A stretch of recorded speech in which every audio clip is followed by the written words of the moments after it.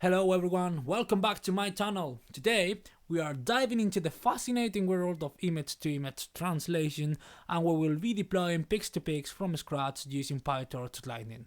But before we jump into the code, let's take a moment to understand the motivation behind the research and why Pix2Pix translation is so important in the field of computer vision. Well, Pix2Pix, short for pixel to pixel, is a revolutionary deep learning model that was introduced by researchers at the University of California back in 2016. The motivation behind Pix2Pix stems from the desire to solve the problem of translating images from one domain to another. In simple terms, it's about converting images from one style or representation to another. Think about it this way. Imagine being able to turn a black and white sketch into a realistic color image or transforming satellite images into maps. Pix2Pix opens up a world of possibilities in various domains. For instance, in medical imaging, it can be used to convert CT scans into MRI-like images, providing valuable insights for diagnosis and treatment planning. In the art world, it can transform a simple doodle into a masterpiece, and in the urban planning sector, it can convert images of streets into maps. The potential applications are truly endless. But why is this so challenging? Well, translating images isn't just about applying a filter or changing colors. It involves understanding the intricate details, textures, and structures present in the image. Pix2Pix addresses this challenge by utilizing a type of neural network called generative adversarial network, along with a conditional setup where the generator learns to map images from one domain to another, while the discriminator helps ensure the generated images are realistic. The applications of Pix2Pix are far-reaching. It's not just about creating visually appealing images, it's about solving real-world problems. For example, in the field of computer vision, Pix2Pix has been employed for tasks such as image segmentation, style transfer, and even generating realistic faces from sketches. By understanding the underlying principles of Pix2Pix, we gain the ability to harness its power for various applications. So in today's video, we are taking on the exciting challenge of deploying Pix2Pix from scratch using PyTorch Lightning. We will go step by step, breaking down the code and understanding how Pix2Pix works under the hood. By the end of this video, you will have the knowledge and skills to use Pix2Pix for your own image-to-image translation tasks. So let's get started. So if we remember from the previous video where we deployed PixelDA from scratch, we should remember that the adversarial loss is the loss function usually used to train generative adversarial networks, and mathematically it is defined as follows. Okay, where d of x is the probability that the discriminator assigns to a real data of being real, and where d of g of z is the probability that the discriminator assigns to a fake data of being real. Okay, now let's have a look at this expression from the discriminator's and generator's point of view. So, in the best possible case scenario for the discriminator, we want the discriminator to return 1 when we pass it a real data, and we want it to return 0 when we pass it a fake data. Also, we should have into account some properties of the logarithms, that the logarithm of 1 is 0 and that the logarithm of 0 is minus infinite. So here, if we remember, x is a real data, so d of x should be 1 in this case. So here we have logarithm of 1, and on the other side we have d of g of z, so d of a fake data, which is 0. Okay, and here we have logarithm of 1 minus 0. Now if we add this and this, it returns 0. Why? Because the logarithm of 1 is 0 and the logarithm of 1 again is 0. Now if we have a look at it from the generator's point of view, this part of the expression doesn't do anything because the generators is not involved there. So in this case we want the generator to fool the discriminator so that when we pass a fake data to it, it returns 1, okay? So what would happen in this case, that we don't pay attention to the left part of the expression, but on the right one, we have that the logarithm of 1 minus 1 is minus infinite, and this one appears because, well, the generator has fooled the discriminator and it has returned a 1, okay? Because the discriminator thinks that the fake data is real. So, well, that is why the generator tries to minimize the expression while the discriminator tries to maximize it. Well, because we have already seen that for the discriminator, well, that the discriminator will try to approximate this expression to 0, and the generator will try to approximate this expression to minus infinite. Well, this time we are not using a generative adversarial network. We are using a conditional generative adversarial network, and for that we need to slightly modify the adversarial loss. As you can see here, the discriminator, instead of receiving just x, it receives x and y.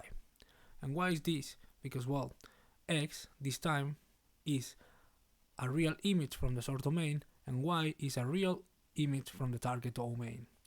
And here we've got x, which again is a real image from the target domain, and we've got g of x and z, which is a fake data from the target domain, where x is a real data from the input from the source domain, and z is the noise vector, same as in a normal generative adversarial network. As you can see on this slide, the L1 loss, or mean absolute error, plays a crucial role in the shaping of the outcomes of our conditional generative adversarial network. The primary goal of the L1 loss is to quantify the average absolute differences between corresponding elements of the predicted output and the ground truth. Unlike the L2 loss, the L1 loss does not consider the direction of the difference. It encourages the generator to produce outputs that are close to the ground truth in an absolute sense. This often results in sharper images, as it penalizes larger errors more strongly. Think of the L1 loss as a measure of precision. It calculates the average distance between corresponding pixels in the generated image and the ground truth, emphasizing the need for accuracy in our generated outputs. The final objective, therefore, becomes this one, where LC gain is the conditional adversarial loss and L of L1 is the regularization loss. Okay, lambda is a balancing parameter that determines the trade-off between the generative adversarial network objective and the L1 distance. So now let's create a virtual environment to start coding the Pix2Pix architecture.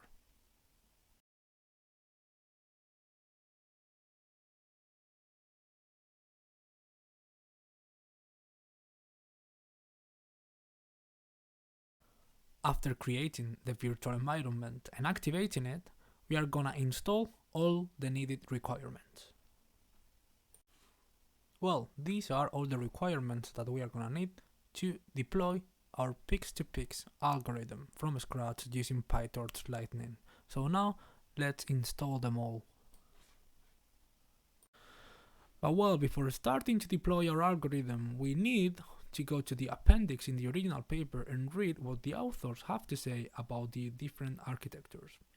They say that whenever they write CK, that denotes a convolution, patch normalization and ReLU layer with K filters, and when they write CDK, that denotes a convolution, patch normalization, dropout, ReLU layer with a dropout rate of 50%.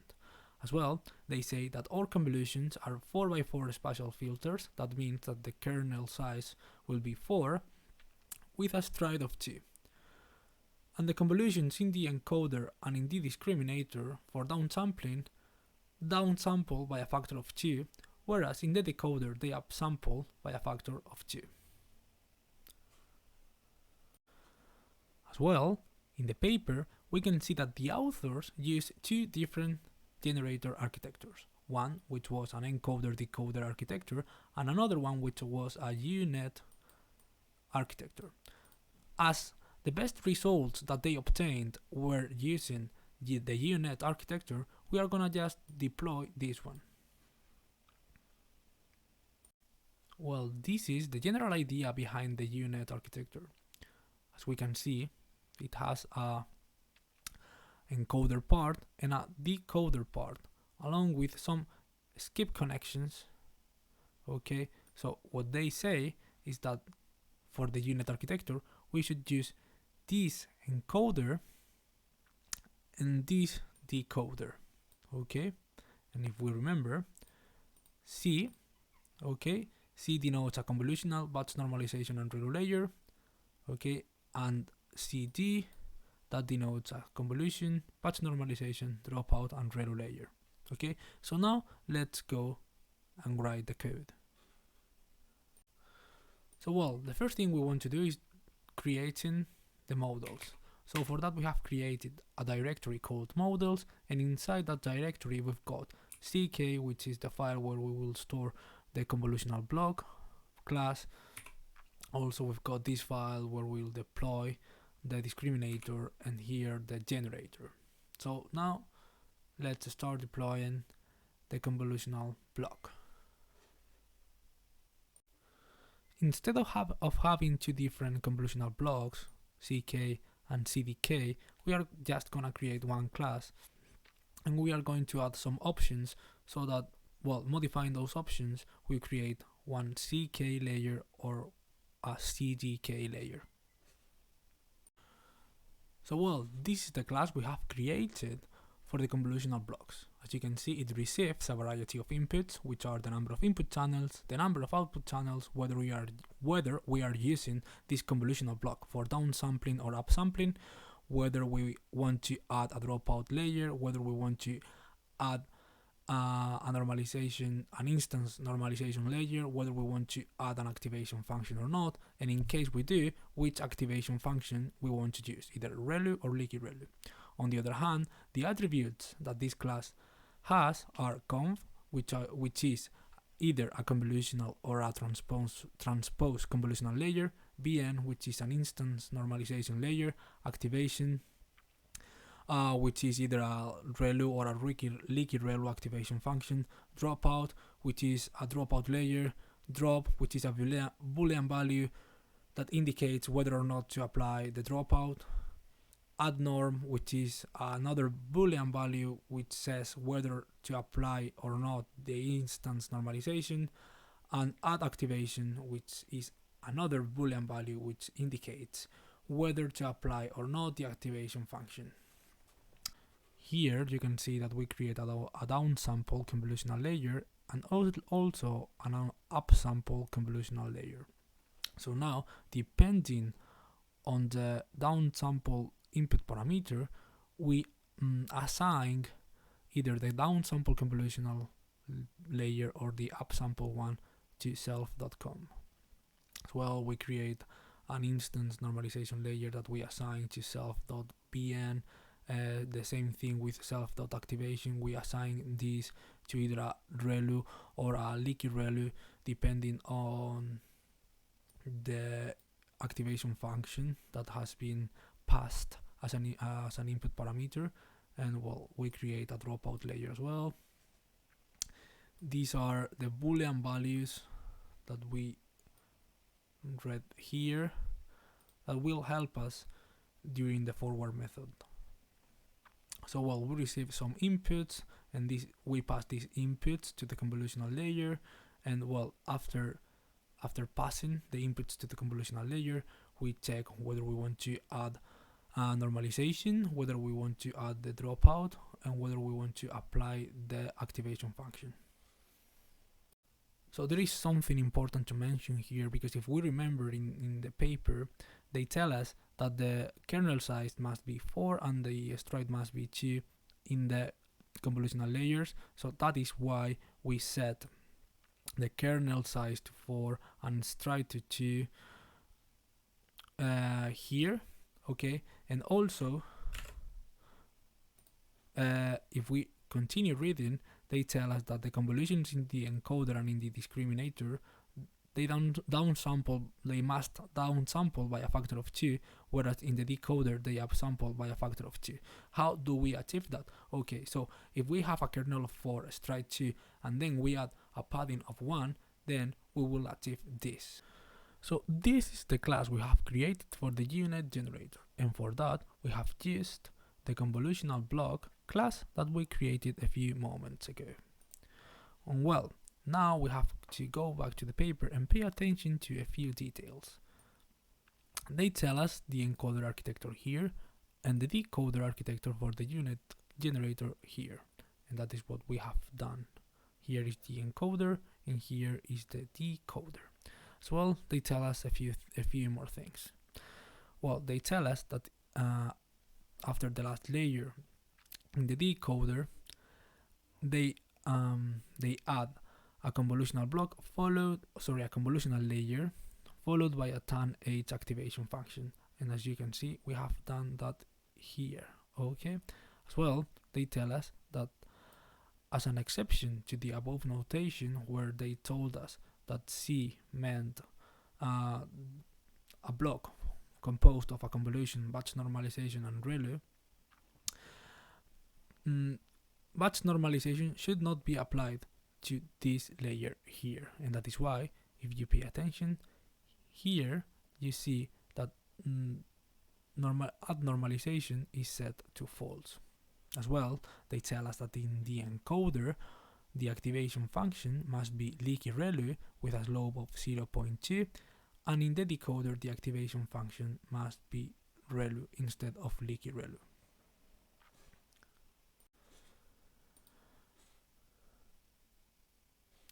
Well, now it is in the forward method that we achieve the unit shape. How do we do that? Well, first of all, we start with the encoder operation, where the input tensor undergoes convolutional operations through blocks labeled INL up to ENCL7. These blocks progressively reduce spatial dimensions and capture features at various levels of abstraction, forming a robust representation of the input. On the other hand, we've got the decoder, where blocks from DEC L1 to DEC L7 reverse the process, gradually upsampling the spatial dimensions while reducing channel complexity.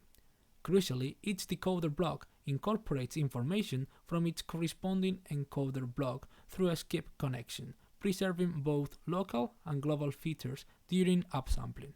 And we do that by concatenating the previous output from the decoder with its corresponding output in the encoder.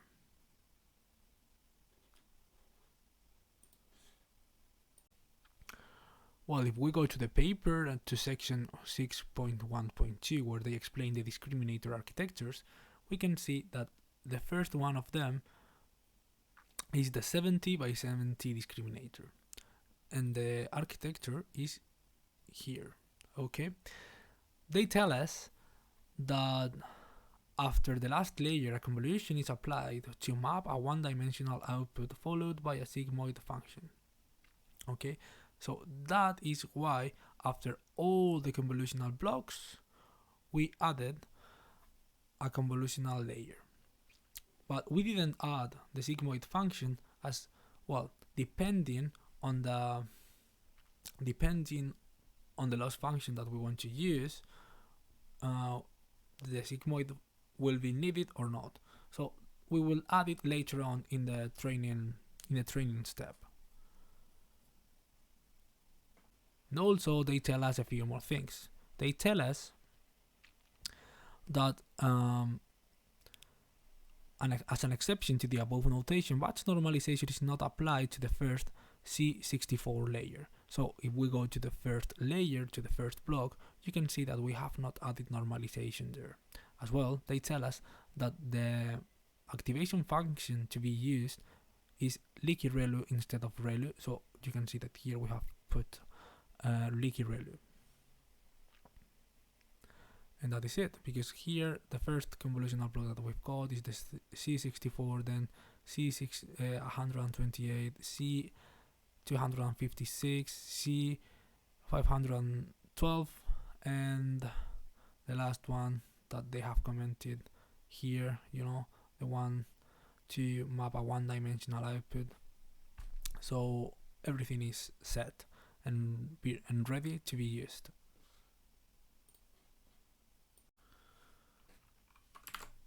So at the moment we have created the convolutional block, we have created the discriminator, and we have created the generator. What do we have to do after that? Well, first of all, we're gonna create the init.py file. We're gonna come here and we're gonna do from models dot batch scan 70 disk import here, and also from here we do p generator. Okay.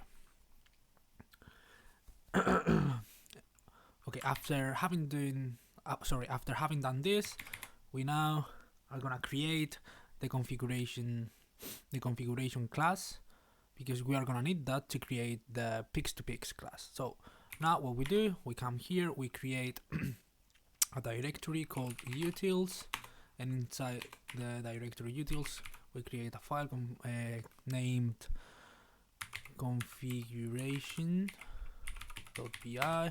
Okay, and this is it. So we are gonna have a class called configuration, which inside will contain 3 different objects. An object from another class called hyperparameters, and one more object from a class called data parameters, and one more object from a class called general parameters. So well, this is the class we have created for the general parameters. As you can see, it is a data class that contains a few attributes. The first of them is the number of epochs that has to pass before we evaluate our model. Also, we've got the number of workers that we want our data loaders to use, what accelerator we want to use for the training process, either GPU or CPU, and what devices we want to use. Imagine that, for example, we set GPU as our accelerator. So here we would put a comma-separated list containing all the devices we want to use. So for example, if we only had one device, we should put here something like 0. But imagine that we have 2 different GPUs and we want to use both of them. So then we put 0 and 1, okay?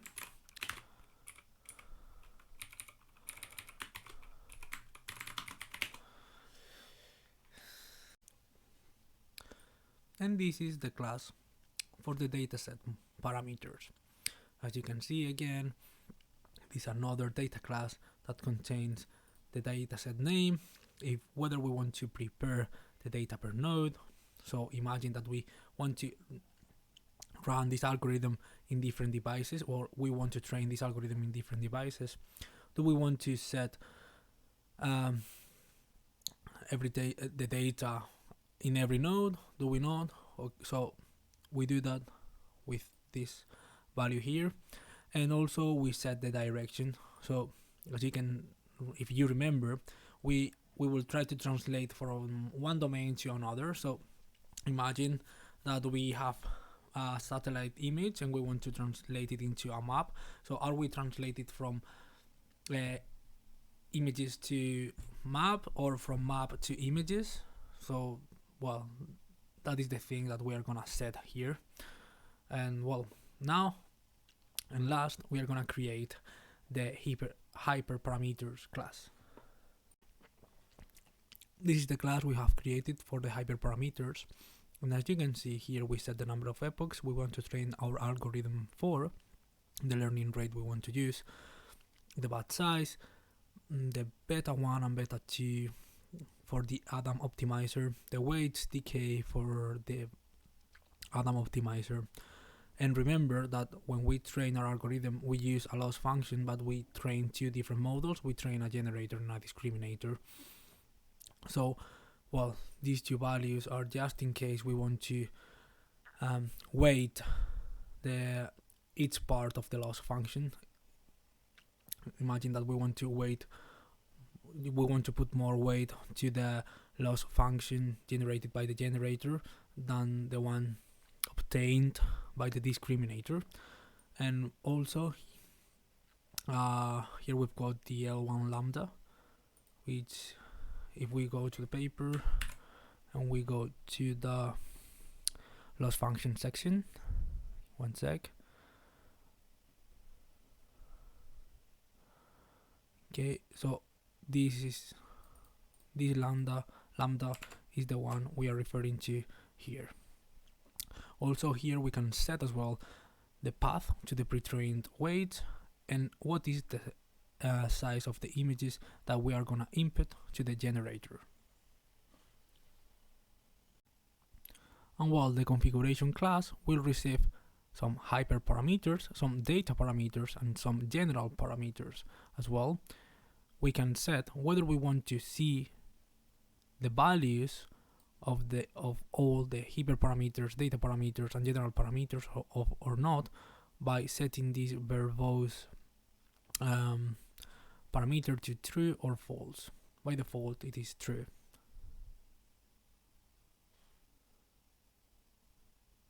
So after having created all the needed classes to load a configuration file, let's create a configuration file.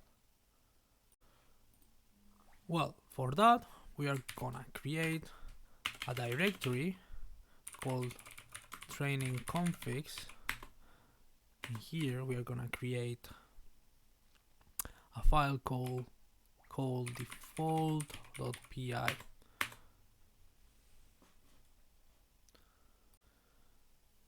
So well, this is going to be our default configuration file. As you can see here, we create an instance of, well, we create an object of the configuration class. And for that, we need to pass to the configuration class a hyperparameter object, a data params object, and a general params object. Here in the hyperparams object, we established that we want to train our algorithms for 500 epochs, that we want to use this learning rate, and that our batch size is gonna be this. This is gonna be the value for the beta 1 of the Adam optimizer. This is gonna be the beta 2 value for the Adam optimizer, and the weight decay value is gonna be 0. So, well, during the calculation of the loss function, we are not the weight we are gonna use for the generator part is gonna be 1, and for the discriminator part is gonna be 1. We are gonna use an L1 lambda value of 100, and this value is specified in the paper. Also, we set that the input size for the generator is gonna be 256 by 256, and well, as we want to train our model from scratch, we don't use any pre-trained weights. In regard of the data params, we are gonna use the facades dataset. We want to prepare our data per node. So by this, what we mean is that we want to download this dataset in every single node that we train our algorithm in, and also that we are going from direction B to A. So here we can choose to go from A to B or from B to A. But well, don't worry too much about this, because all this will make more sense after we deploy the dataset class and data modules. And last, in the general params, we established that the number of workers that we want to use is 8, and also that we want to train our algorithm using CUDA and the device 0, and we want to evaluate our model after we evaluate our model every 10 epochs. So you might be wondering, how can we load this configuration to be used during the training process? Don't worry, you are about to find out. So well, what we have done is that we have come back to the utils/configuration.py and we have created this function that will load the content from the default.py file or from any other .py file contained under the training underscore configs file directory, and we'll return it as an object of the configuration class. So after having created the class for the discriminator, for the generator, and also all the classes and functions needed to load the configuration, now we are going to create the Pix2Pix class, and for that we will use the Lightning module. This class will receive the following inputs. It will receive the number of channels that the source domain images have. Also, it will receive the number of channels that the target domain images have.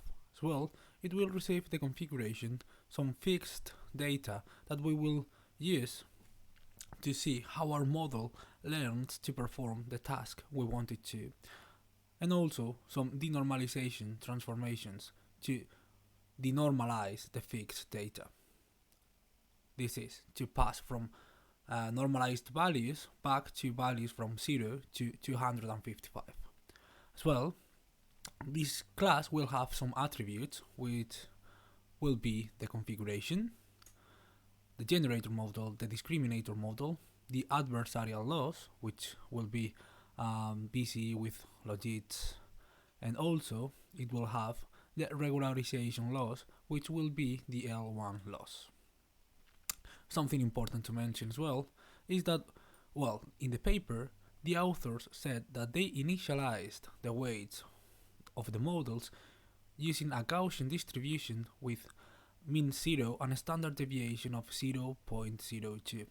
That's why we created this method called initialize weights, in which we do exactly that. As you can see, we check all the modules in the class. We also check whether they are convolutional blocks or transpose convolutional blocks, and in case they are, we initialize its weights using a Gaussian distribution with mean 0 and a standard deviation of 0.02. And well, you might be wondering why we are not initializing the instance normalization weights, and well, in case you want to do that, you will notice that an error is raised. So that is why we just check whether the modules are of type convolution 2D or com transpose 2D. The next step is to configure the optimizers for the generator and discriminator. In the Lightning module, to do so, you have to write the configure optimizers method. Well, as you can see here, we create an optimizer for the generator and another one for the discriminator, using the hyperparameters specified in the configuration, as well as the weight decay and the beta 1 and beta 2 parameters.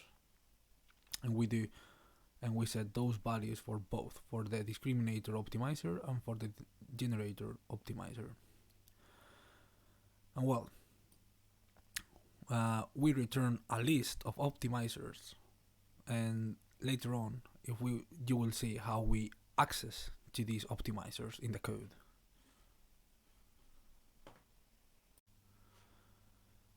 So after having created the optimizers for the generator and discriminator, the next thing we have to do is to create the training step and validation step methods. As you can see, both of them call the common step method, but there is a difference between them two. And that difference is the way they call the common step method. For example, in the training step, the common step method is called setting the train parameter to true, and in the validation step method, the common step method is called setting train to false. And why is this? Because, well, the train parameter defines whether or not the weights of the models will be updated. That is why when we are training, we want the weights and biases of the models to be updated, and when we are validating the model, we don't want it. We don't want the weights nor the biases to be updated or modified. So what do we do in the common step method? Well, basically what we do is that first of all we append the fake target domain images to the batch. In the batch we have first the real source domain images, after that we've got the real target domain images, and in this line what we do is that we append the fake target domain images. After having done that, we train the discriminator and we train the generator. So once the discriminator and the generator have been trained, we log information regarding the loss from the discriminator and from the generator. You might be wondering, how do we train the discriminator and the generator? Let's start with the discriminator. For that, we have to go to the train discriminator method. As you can see here, first we calculate the probability that the discriminator assigns to a real target domain image of being real, as well as we calculate the probability that the discriminator assigns to a fake target domain image of being fake. We apply a sigmoid to the outputs of the discriminator because we are using a BCE with logits loss function as our adversarial loss function, and well, we need to apply a sigmoid to the outputs of the discriminator to be able to calculate this loss function. After having done that, we calculate the result of the loss function for the real disk output as well as for the fake disk output. And right after that, we calculate the combined loss, which is basically the addition of the lost real disk plus the lost fake disk times the discriminator lambda, which is a parameter that we have set in the configuration. So this is the weight that we have set for the discriminator. Well, and remember that if we are training, that if we are running this method during the training process, we want to update the weights and biases of the discriminator model. And to do that, well, the first thing we have to do is this: we access to the discriminator optimizer and we set it to 0 grad. After that, we run the backward propagation method, and then we update the weights and biases of the discriminator. Now you might be wondering how we train the generator. For that, you have to go to the train generator method. Well, the first thing you see is that we calculate the outputs of the discriminator for the fake target domain images.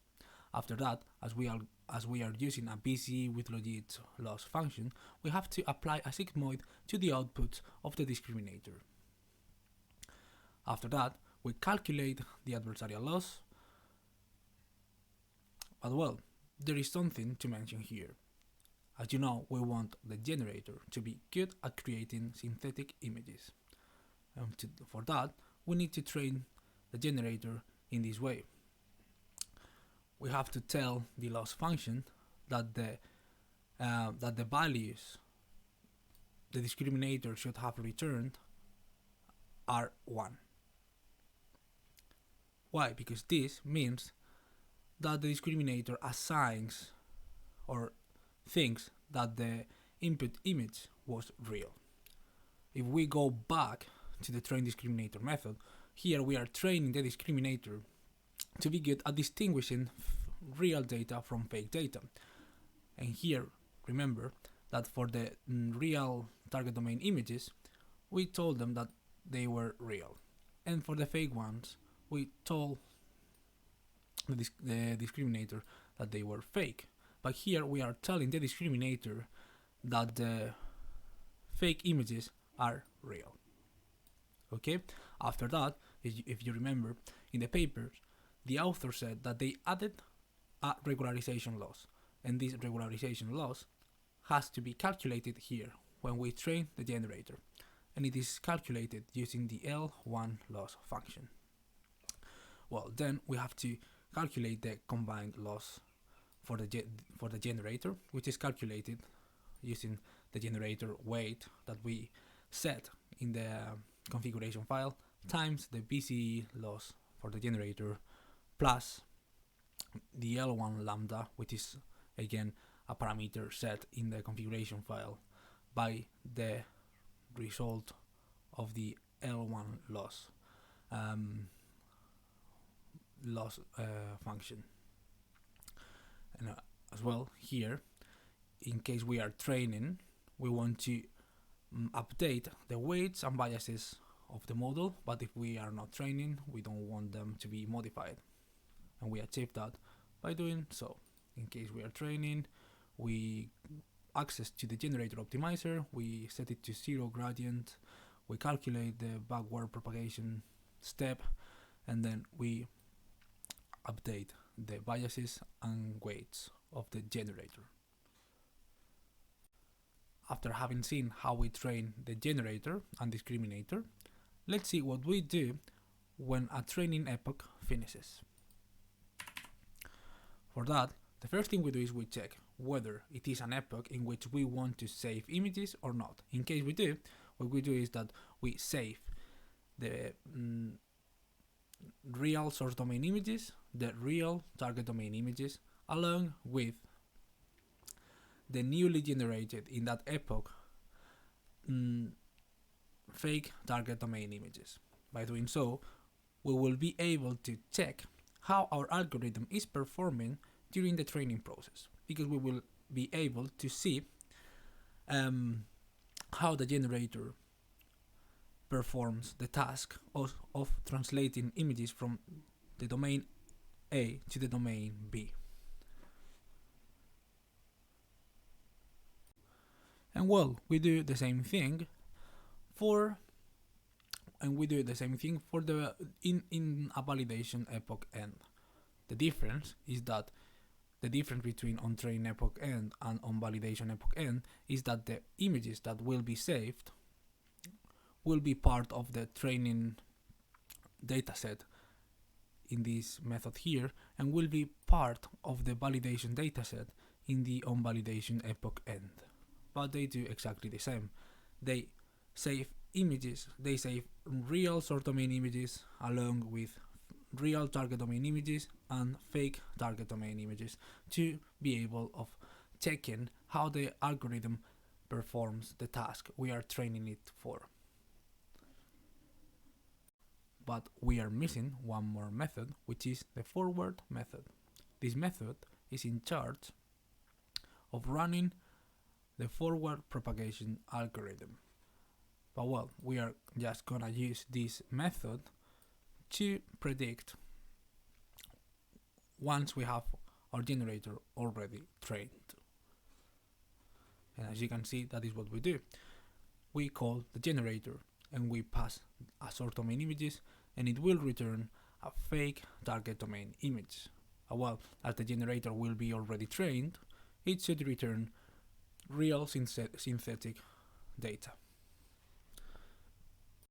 So well, this is what we have done so far. We have created the convolutional block we needed for the discriminator and for the generator.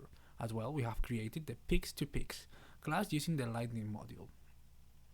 Also, we have created the class for the configuration and a default configuration file. Now, we are gonna create the needed classes to load the datasets for training our algorithm. And well, we are gonna need to create two different files inside the classes directory, which are gonna be the Pix2Pix dataset and the Pix2Pix data module.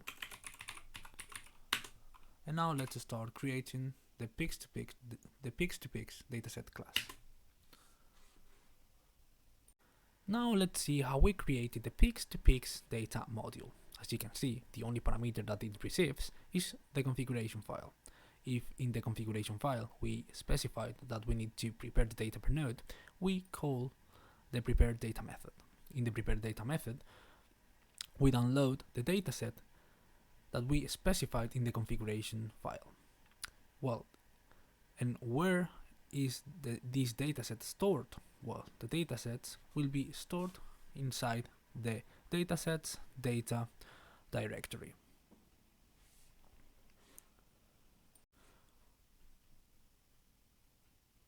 Well, if you want to know more about how the datasets are downloaded, I could recommend you to go to the GitHub repository that you can find in the description and have a look at the code. Now let's go to the setup method. This method receives a parameter called state. If state equals fit, that means that we are in the training process of our model. And for that, we are gonna need two different datasets, a trained dataset and a validation dataset. So for the trained dataset, we load the Pix2Pix dataset passing the configuration file, and that we want to get the train split. And in the case of the validation dataset, we do the same thing. We pass the same configuration file, but we say that we want to load the validation split. Well, don't worry, because later on we will see how this Pix2Pix dataset class was created. We will find out in a few minutes. The train data loader and val data loader methods, basically what they do is that they load a data loader containing either the train dataset in the train data loader method or the validation dataset in the val data loader method. If you remember from when we created the Pix2Pix model, I said that we were gonna need some fixed data to check how our model performs during the training process. And well, that fixed data is loaded from the Pix2Pix data module in the getFixedData method. Basically what we do here is that we set up the states to fit, and we get the first instances of the train dataset and from the validation dataset.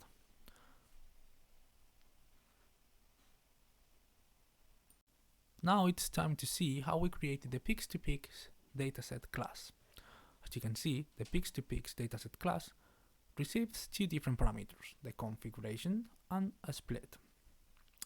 The split needs to be either val or train. If the split is val, it means that we want to load the validation split of the dataset. And if the split is train, it means that we want to load the training split of the dataset. As well, we need to check whether the direction is either B to A or A to B.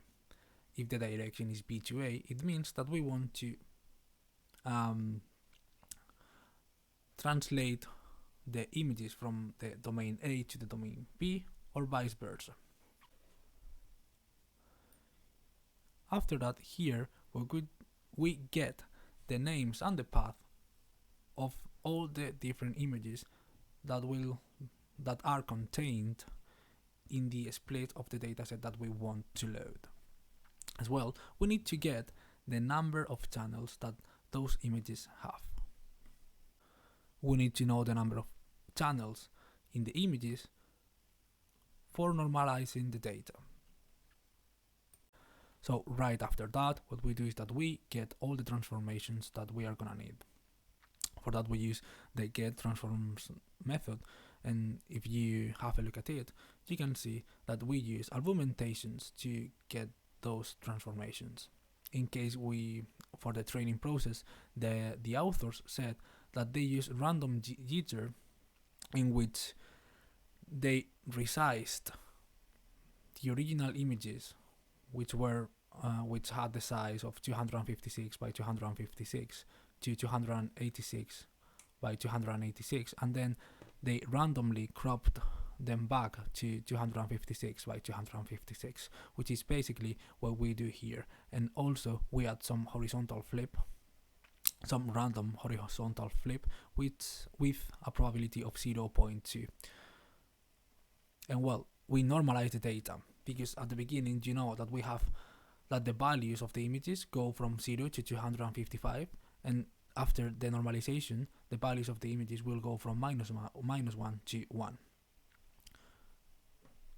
And right after normalizing the data, we transform the images to PyTorch. Then the reason why I decided to go for argumentation instead of for torch vision is because of this feature here. This feature allows us to apply the same transformation to a variety of images. Well, in this case, we are gonna have two different images. We are gonna have an image from the source domain, and we are gonna have an image from the target domain. This additional target parameter will allow us to apply the same transformation to both images from the target domain and the source domain. In the test transformations, basically what we do is that we normalize the data and we transform the data to PyTorch tensors. You might be wondering, how do we get an item from the Pix2Pix dataset? So the first thing we do is we load the resized images. We pass as a parameter the path to the image. Okay, so for example here you've got an example of an image, and also the desired size of the output images. So as you can see here, well, this is one image, but in this image we've got two different images. We've got the source domain image and the target domain image. Well, after loading the resized images, we apply the transformations that we have seen before. We apply these transformations.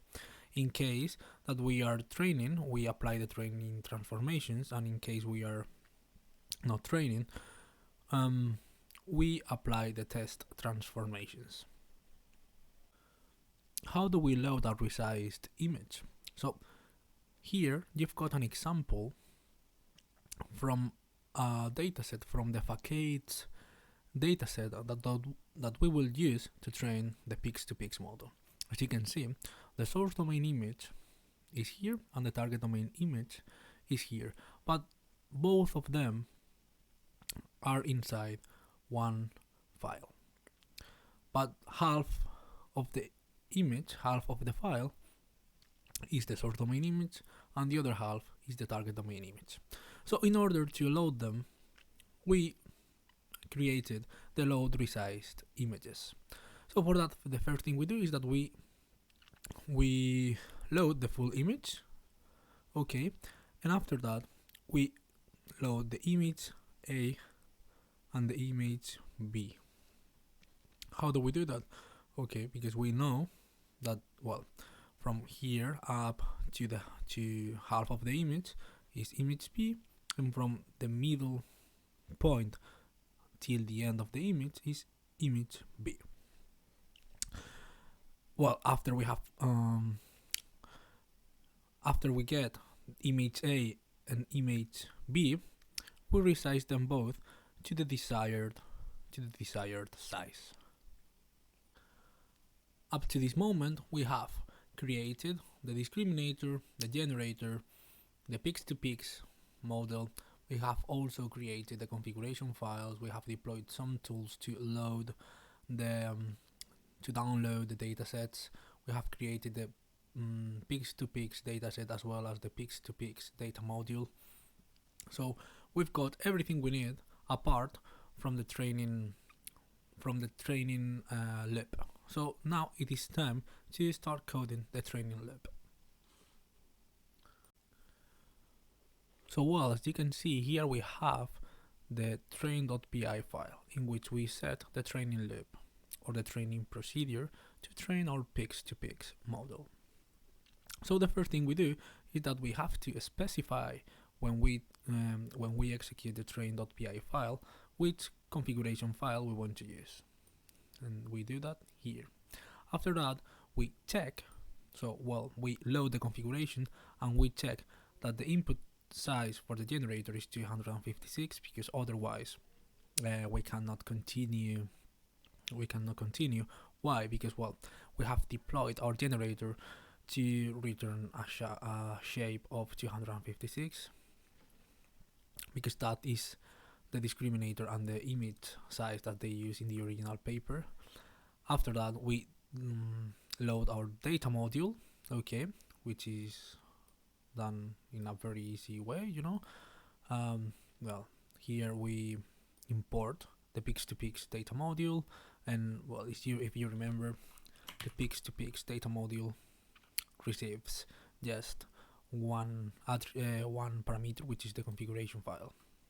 After that, we get the fixed data. Doing that, we are gonna store 4 different images, okay, as our fixed data. And here we've got our denormalization transformations that we will use to pass from normalized data back to values from 0 to 255.